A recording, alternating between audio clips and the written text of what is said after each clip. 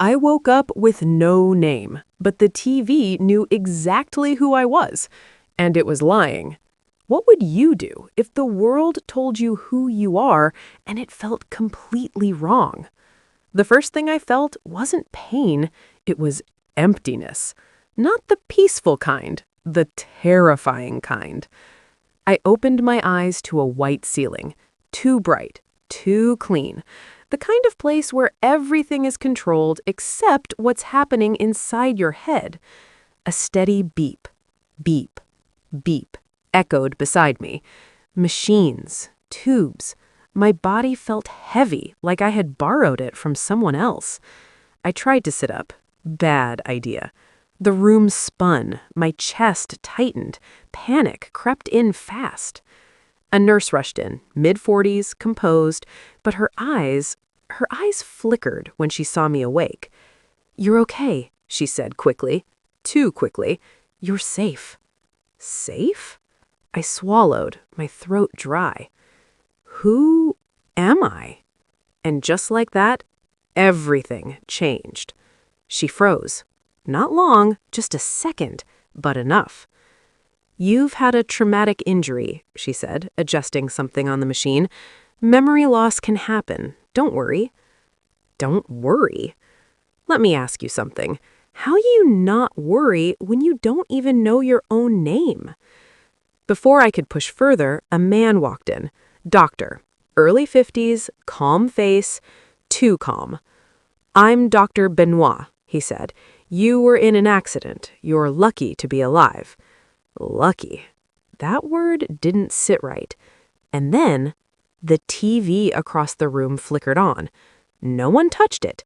Static. Then a news broadcast cut in. "Authorities confirm that Amara ND, a key suspect in a major financial fraud case, remains hospitalized following last night's crash." My heart stopped. My face filled the screen. Police footage, headlines, words like fraud, fugitive, dangerous. "No," I whispered. "That's not me." But it was. Or at least, it looked like me. I turned to the doctor. "This isn't true, right?" He didn't answer. Not immediately. And sometimes silence tells you everything. My pulse spiked. Something deep inside me, something I couldn't explain, started screaming. This is wrong. Completely wrong. I didn't remember my past, but I knew one thing with absolute certainty. That story? It wasn't mine. And then the screen changed again. Police are preparing to arrest Amara ND upon recovery. My fingers tightened around the bedsheet. If I don't even know who I am, how am I supposed to prove I'm not a criminal? Or worse, what if they don't want me to remember at all? Before we continue with this video, please like, subscribe, and turn on the notification bell for updates. If everyone knows your story, except you, that question wouldn't leave me alone. Not when the nurse checked my vitals, not when the doctor spoke in calm, careful sentences, not even when the room went quiet again. Because something didn't add up. If I was really this dangerous criminal, why wasn't there police outside my door? Why wasn't I handcuffed, watched, guarded? Instead, I was contained, subtly, quietly, like they didn't want attention. I tested it. "Can I see my family?" I asked Dr. Benoit later that day. A simple question, right? But his answer wasn't simple. "They've been informed," he said, avoiding eye contact. "They'll come when they can." When they can? Who delays seeing someone who just woke up with no memory? I felt it again, that deep, instinctive unease. And then I noticed something else. My wrists. Bruised. Not light bruises, not from a fall. These looked like restraints. I raised my arm slowly. "What happened here?" Nurse Clarice hesitated before answering. "You were disoriented when you came in. We had to secure you. For your safety. For my safety. Another answer that sounded right, but felt wrong. Let me ask you something. How many lies can be wrapped in calm voices before you start questioning everything? That night, I couldn't sleep. Every beep from the machine felt louder. Every shadow stretched longer. My mind kept racing in circles, trying to grab onto something, anything, but finding nothing. So I did the only thing I could. I acted. Slowly, carefully, I pulled the IV from my arm. Pain shot through me, sharp and immediate, but I didn't stop. I slid out of bed, my legs shaking as they hit the cold floor. One step, then another. I made it to the bathroom, locked the door, and for the first time, I looked at myself. The same face from the news stared back. Same eyes, same features. But inside, nothing. No recognition, no connection. Just a stranger. I opened the cabinet, desperate for something, anything that could explain this. And that's when I saw it. A phone, taped underneath the shelf. My breath caught. Who put that there? With shaking hands, I pulled it free and turned it on. One message. No name, no number, just words. If you're seeing this, they lied to you. Don't trust the doctor. Escape before they move you. My heart started pounding. They? Move me where? And why did that sound worse than staying? Before I could think, footsteps outside the door. Voices. Dr. Benoit. She's recovering faster than expected, he whispered. Another voice replied, low and tense. Then we're running out of time. Running out of time for what? I backed away from the door, gripping the phone tighter. Everything I thought I knew was collapsing. And then the screen lit up again. A second message appeared. You were never the criminal. You were the target. My stomach dropped. If that's true, then the biggest question isn't who I am. It's who's trying to erase me. If the truth is hidden, then who is risking everything to show it to you? I didn't sleep, not even for a second. Every sound felt like a warning. Every shadow felt like someone watching. And that message, it kept replaying in my head like a ticking clock. Escape before they move you. Move me where? And why did that sound worse than staying? Morning came, but nothing felt lighter. If anything, it felt heavier, like time was closing in. So I made a decision. If I couldn't remember who I was, I'd find out who they were. I waited until Nurse Clarice came in again. Same routine, same controlled smile, same careful distance. I think I remembered something, I said softly. Her reaction? Instant. Too instant. What do you mean? She asked, stepping closer. I think I was alone before the accident, I added, watching her closely. There it was, a flicker of panic, gone in a second, but I saw it. She forced a smile. That's good, but don't push yourself. Your brain needs rest. Rest. Or silence. Because now I knew something for sure. They didn't want me remembering anything. Later, when I was alone, I grabbed the hidden phone again. A new message had appeared. Room 312. Midnight. Come alone. Room 312. I looked at the door. My room was 214. That meant walking through hallways, past staff, maybe even cameras. Let me ask you something. Would you risk everything on a message from a stranger when you don't even know if you can trust yourself? I didn't have a choice. Midnight came slowly. Pain pulsed through my body with every movement, but adrenaline pushed me forward. I slipped out of bed, cracked the door open, and stepped into the hallway. Empty. Too empty. I moved quickly, keeping close to the walls, avoiding the light. Every step felt loud, every second stretched. 214, 218, 226. My heart pounded harder with each number. What if this was a trap? What if I was walking straight into them? Or worse, what if this was my only chance? Finally, room 312. The door was slightly open. I pushed it.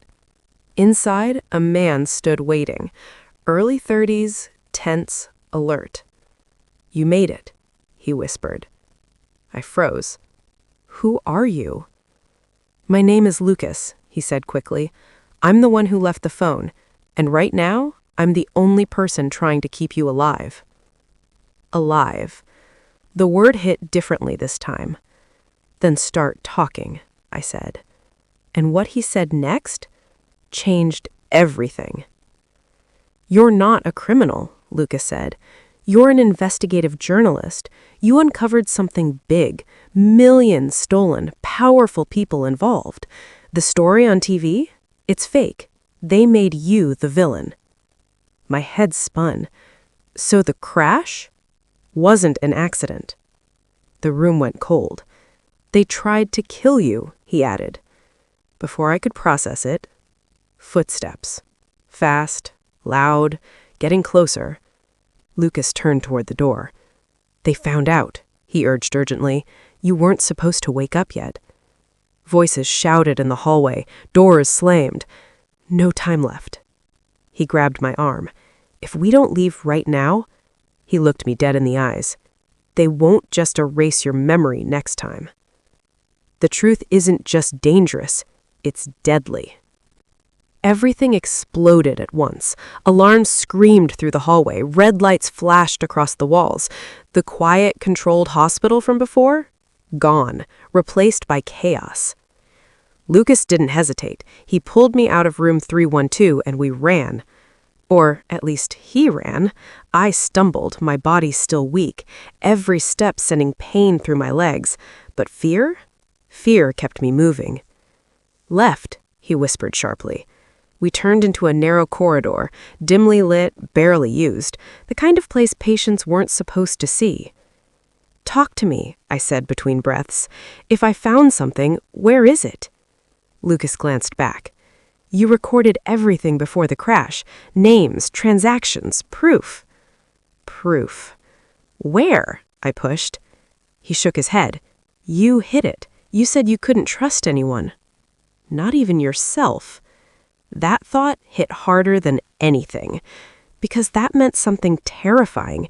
Even before I lost my memory, I knew this would happen.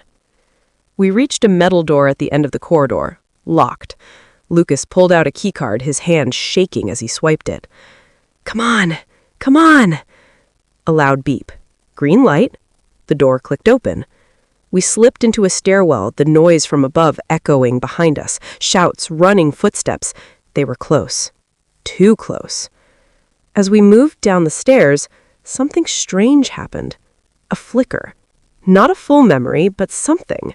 A shadow behind me, a car speeding up, the feeling of being watched. "I remember," I whispered. Lucas stopped for a half-second. "What?" "I was being followed," I said, my voice unsteady. "Before the crash, I knew." He nodded grimly. "You sent me a message right before it happened, told me if anything went wrong to help you finish it." Finish it. So even now, I wasn't starting from nothing. I was continuing something I had already begun.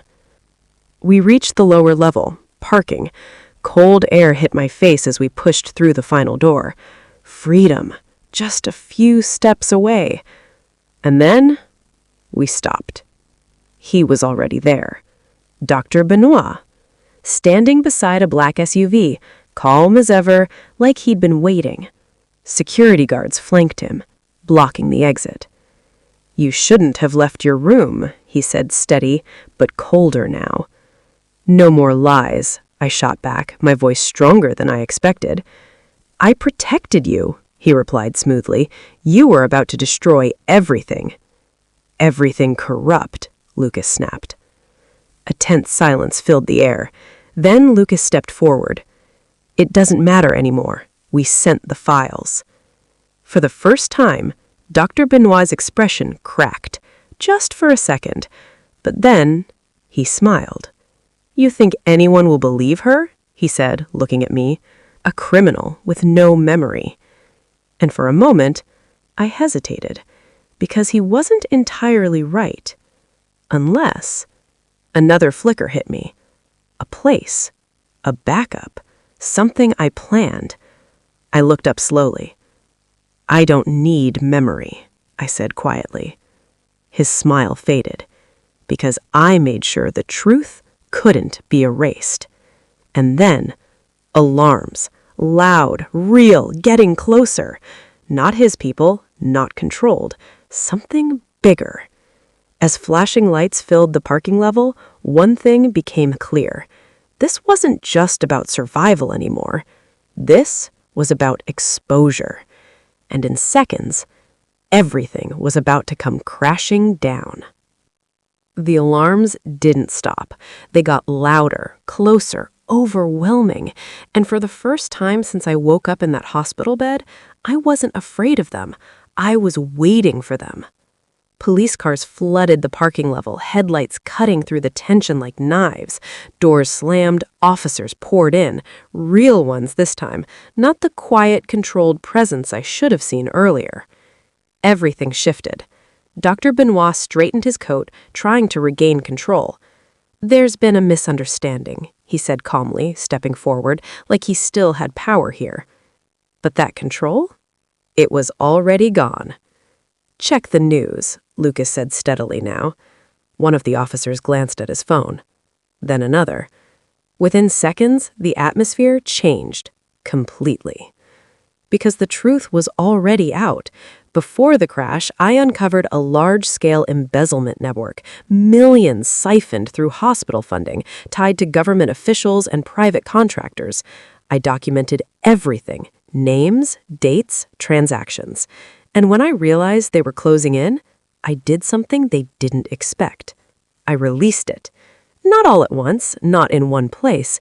Multiple timed uploads, anonymous drops to journalists, secure backups. Even if I died, the truth would survive. The fraud case against me? Fabricated, a cover story to discredit me before the evidence surfaced. The accident? A failed attempt to silence me. The hospital? Part of it. Dr. Benoit? Right in the center. As the officers processed the information, the shift became undeniable. "Dr. Benoit Mavondo," one officer said firmly, stepping forward, "you're under arrest for conspiracy, fraud, and attempted murder." For the first time, he didn't argue. He just looked at me. And in his eyes, I saw it. Not power, not control. Fear. The moment he was taken away, something inside me finally broke. Not in fear, in release. My knees gave out and I sank onto the curb shaking, not because I was weak, but because it was over. "I didn't remember any of it," I whispered, tears falling. "But I still fought." Lucas sat beside me. "You trusted yourself," he said quietly. "That's why you won." And for the first time, that emptiness inside me didn't feel so terrifying.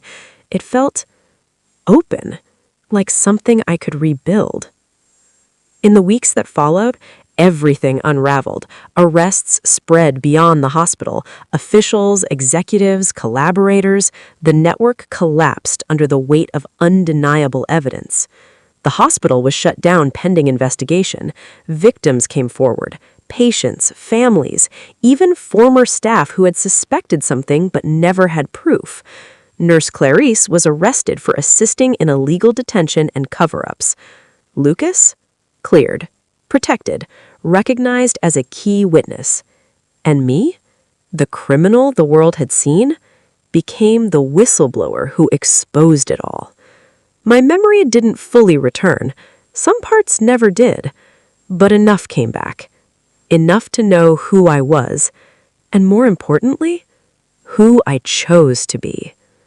Months later, I stood in front of a camera again, not as a suspect, not as a victim, as a journalist. I said, "Sometimes the truth is buried so deep, even you can forget it." I paused. A small breath, a steady heart. But if you fight for it, it finds its way back.